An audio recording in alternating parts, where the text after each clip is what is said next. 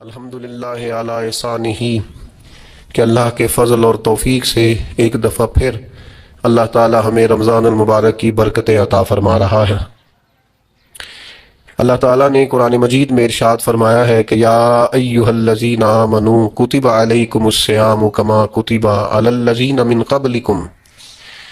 اے ایمان والو تم پر روزے فرض کیے گئے ہیں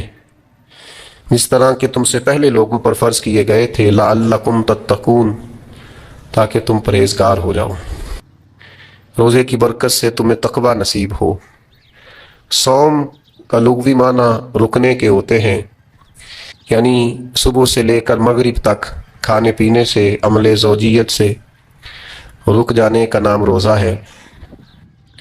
کھانا پینا ویسے بھی اللہ کے حکم سے ہی چاہیے۔ سارے پرندے ہوا میں اڑتے ہیں پر سارے نہیں کھانے چاہیے، وہی کھا سکتے ہیں جن کو شریعت نے جائز قرار دیا۔ بہت سارے جانور زمین میں چلتے پھرتے ہیں پر سارے کھانا مسلمان کے لیے حلال نہیں ہے، وہی کھا سکتا ہے جو کھانے کی اللہ رسول نے اسے اجازت عطا کی۔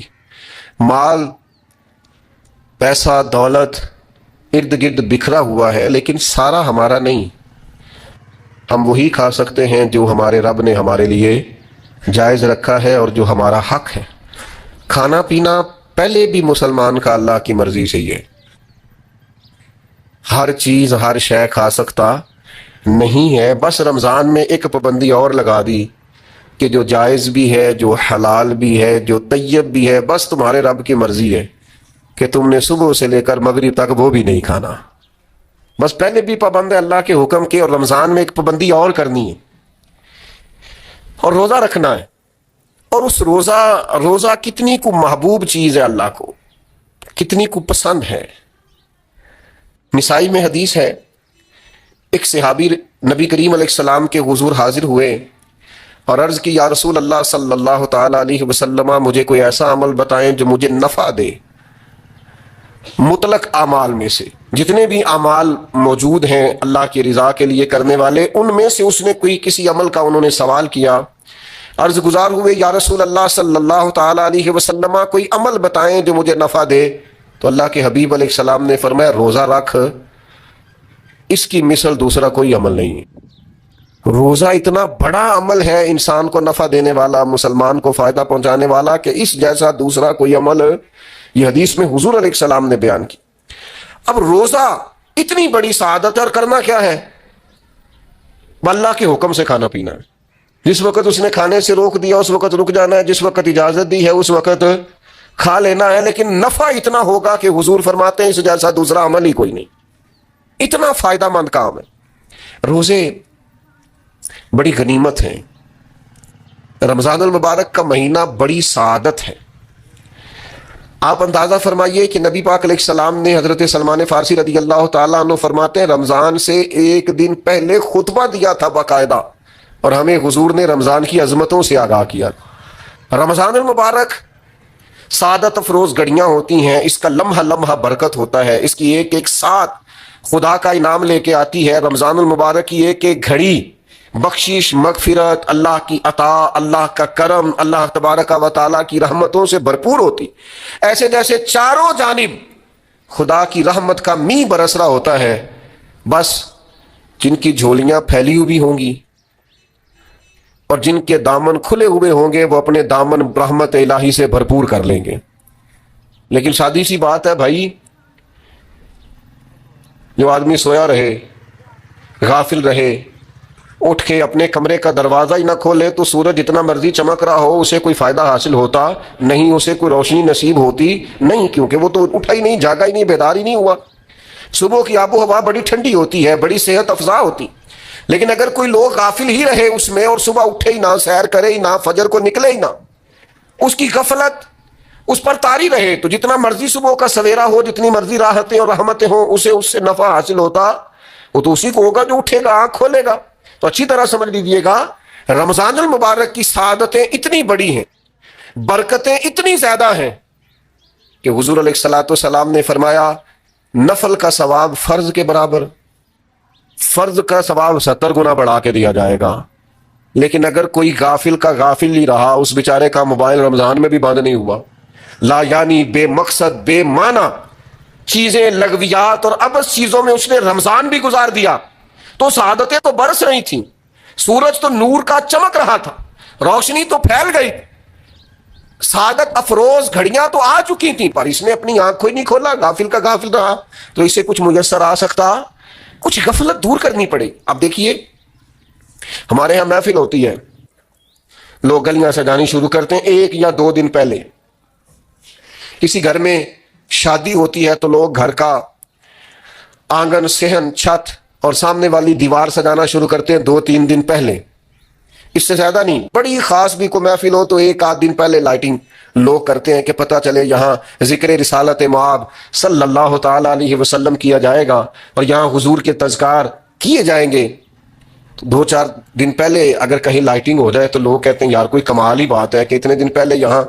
اتنی روشنیاں نظر آ رہی ہیں، کوئی انفرادی کام ہے، اس پر نظر جاتی ہے۔ آپ ذرا رمضان کی شان تو دیکھیں، حضور فرماتے ہیں سارا سال جنت سجائی جاتی ہے، کس لیے؟ حضور فرماتے ہیں رمضان المبارک کے لیے، سارا سال جنت سجا دی جاتی، اس کو تیار کیا جاتا ہے رمضان کی سعادت افروز گھڑیوں کے لیے،